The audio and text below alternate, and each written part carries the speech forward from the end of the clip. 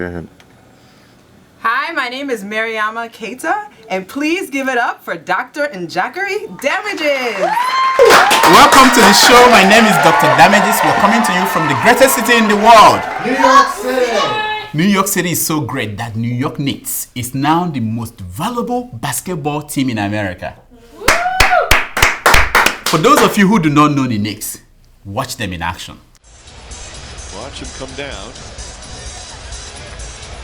Oh, the elbow goes right into his mouth. I think he lost a tooth.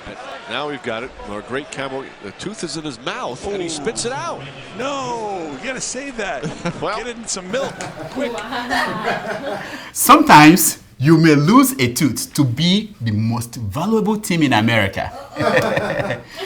I don't know how it is where you are, but it's so cold in New York City that train commuters now jump into the track just to warm themselves between the train engines. Yeah, watch.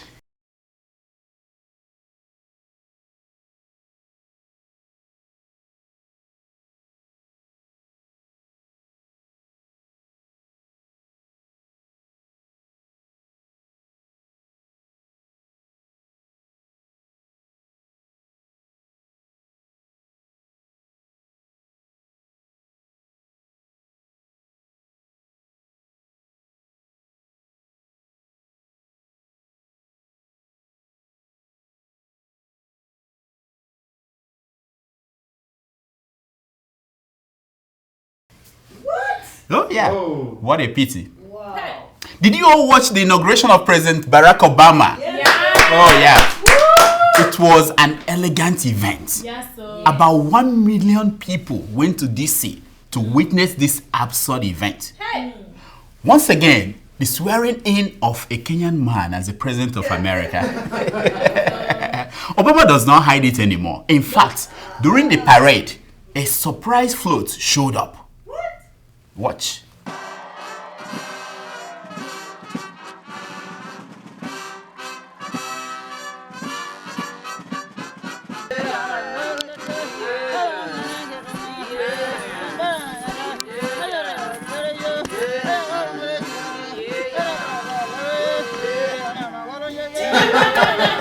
Yeah, it was a Kenyan float celebrating President Obama's birthplace. Wow. Mitt Romney, remember him? Yeah. The 47% man? Yeah, he tried to make it to the event, but he was stuck in New Hampshire. He went to fill his car up at the gas station, but the gas station cannot take $1,000 bill. Yeah, they don't have change. So the poor Mitt Romney, he stayed there. He knows how to pump He knows how to pump gas, yeah.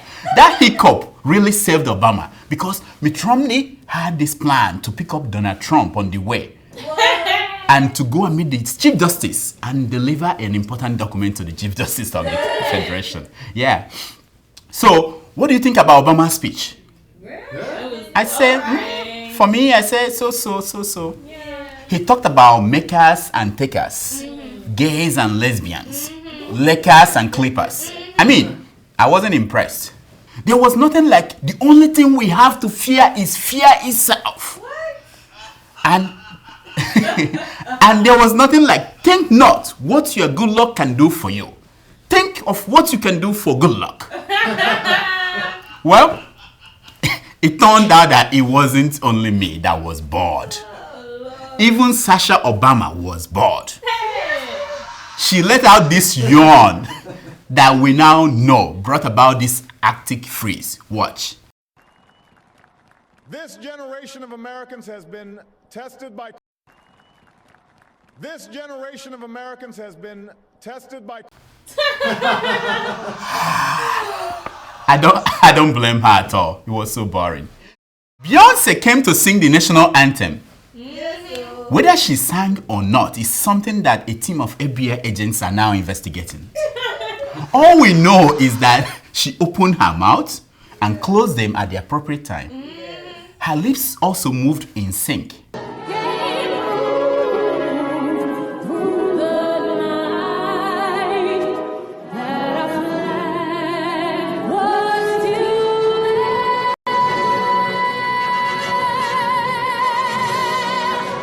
I I checked and our flag was still there. If you are like me, hardcore news junkies, you were fascinated by what Michelle Obama wore more than the history that was made that day. Yes. That red gown really reminded me of someone else. Who was that again? Who was that? Yes. Yeah. And they said that America is a republic. All in all, it was such a great day. Yeah. Even rednecks in the South said the same thing too. They said any year we have an excuse not to celebrate the Martin Luther King Jr. holiday, it's a good year. Talking about historical events, did you watch Oprah's interview with Lance Armstrong? Yes. It was so riveting, you know. Man, my respect for professional sports people doubled. I did not know the extent that these sportsmen and women go to just to be heroes. I think this just ruthless desire to win at all costs, truly. A ruthless desire to win at all costs was my greatest flaw. Don't worry, my man Armstrong. You have a great future in Nigeria. It also got me thinking, if Armstrong was willing to go through blood transfusion just to win Tour de France, why shouldn't our president, Goodluck Jonathan, go through brain transfusion to be a great president? I'm just saying. I'm sure it will fit into his, what do you call it now, transformational agenda. Yes. This question became more urgent after I watched President Goodluck Jonathan's interview on CNN. I had already applied to do my PhD in pathology at the University of Port Harcourt, where the president had his own PhD. But after watching that interview, I called the university and I told them, you know what, never mind. Now, here are the top 10 mistakes President Jonathan made during that interview. Number 10, he was letting out smoke from his mouth and ears instead of fire. The guy was cool. Fire. Smart women like Christiana Amampo only respect men who spit fire. Number 9, he conducted the interview standing up. Jonathan does not do well standing up in front of white women. Hey. Number 8, it was a bad idea to hold a video interview. Now, President Jonathan does well after he shakes a woman's hand. Number 7, the mountain of Switzerland is a wrong background to use in an interview. Why? Next time, he should try a zoo full of lions and zebra. It will help to distract Christiana Amampo, a little bit. Number 6, the moment Jonathan said Boko Haram was definitely not a result of poverty, India withdrew their discount they were giving Nigeria on cassava bread. Oh yeah. Number 5, by calling on the world to help Nigeria, he pissed off the Americans, who were forced to ask, so there are other people in the world other than us? Number 4, he broke the 7th commandment when he called the State Department an interest group. The State Department is in a class of its own. It is the only interest there is. What is the 7th commandment? That's what I'm saying. Number 3, when he said people take wrong information to the US Embassy, he remembered WikiLeaks cable and how, as vice president, he ran to the US ambassador to run his mouth. Number 2, when Christiana Amampo said to him, "What do you have to say about that?" What do you have to say about that? He started to run his mouth.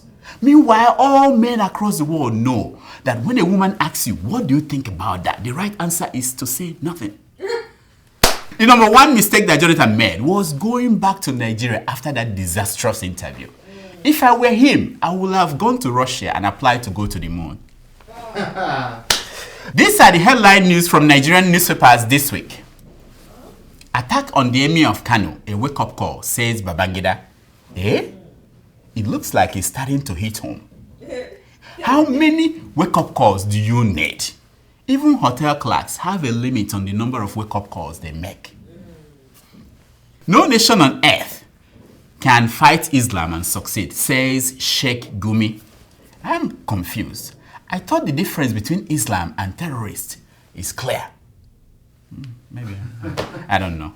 Of all the TV clips, the most offensive was the one showing police cadets eating like poultry fowls, says Jonathan.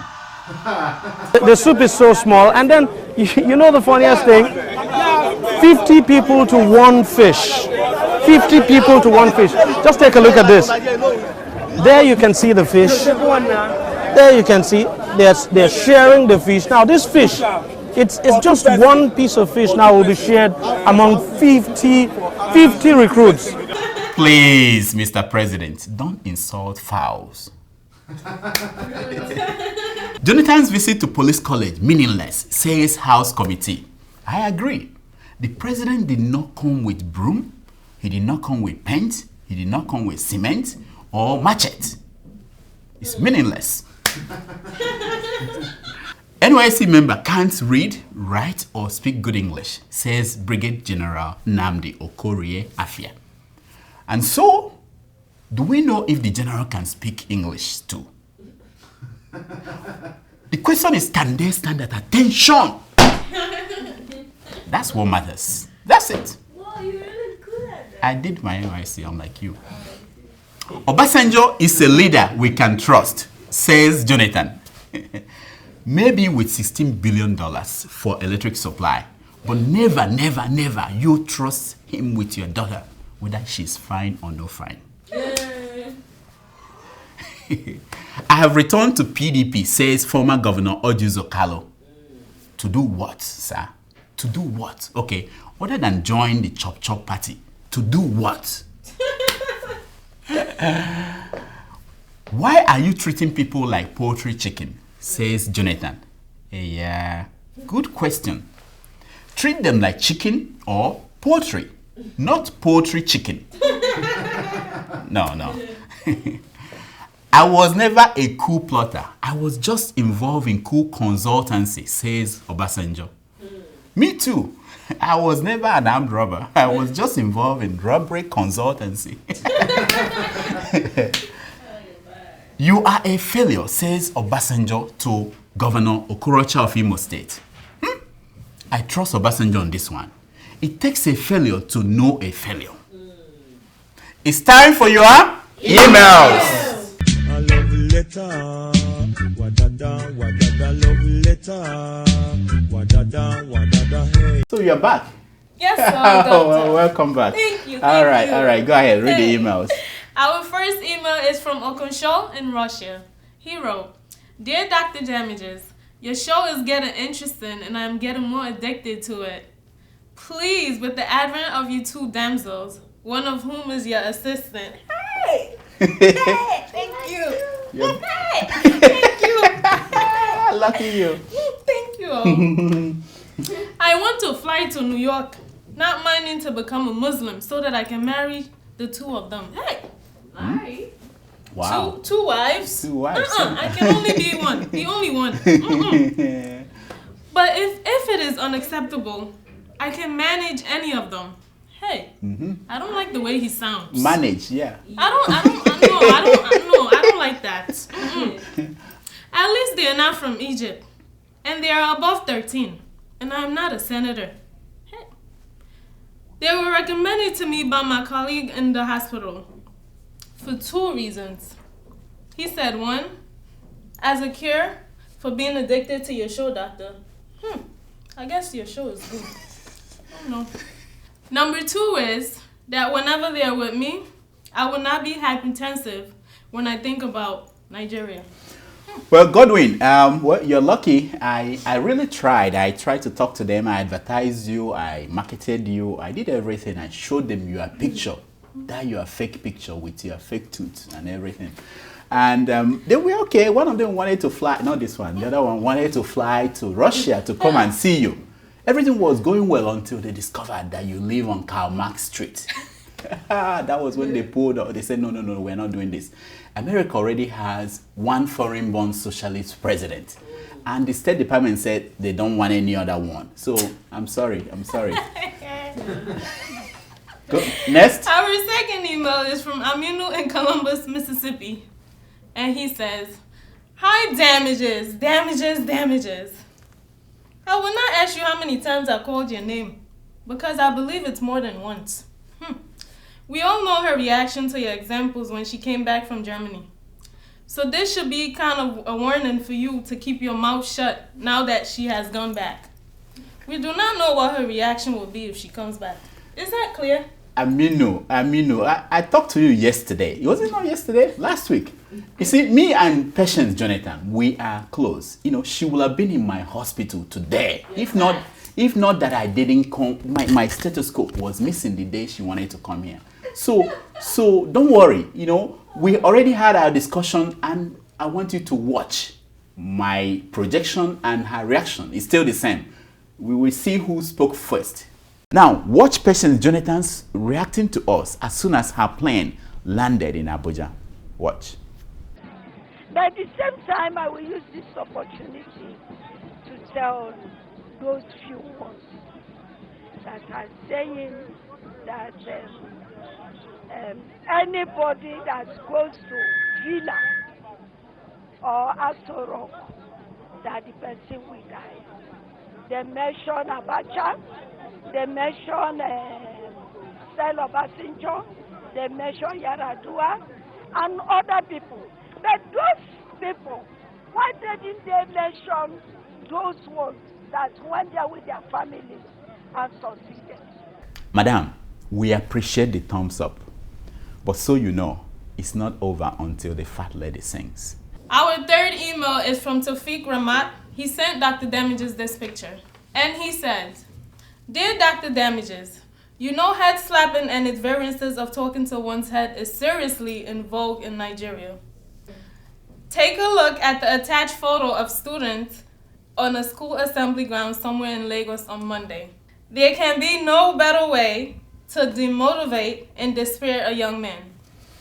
Ramat, you said it all. You know, I tried it at home and Are you okay? I got TBI. What is this? It's messed up. TBI, traumatic brain injury. It's messed up. That's all the time we have for emails. If you want to send me an email, send it to drdamages@gmail.com. This is my concern for today. If the devil swallows his pride and begs God for forgiveness, you will not return to the Garden of Eden. You will be resuming as angels in heaven.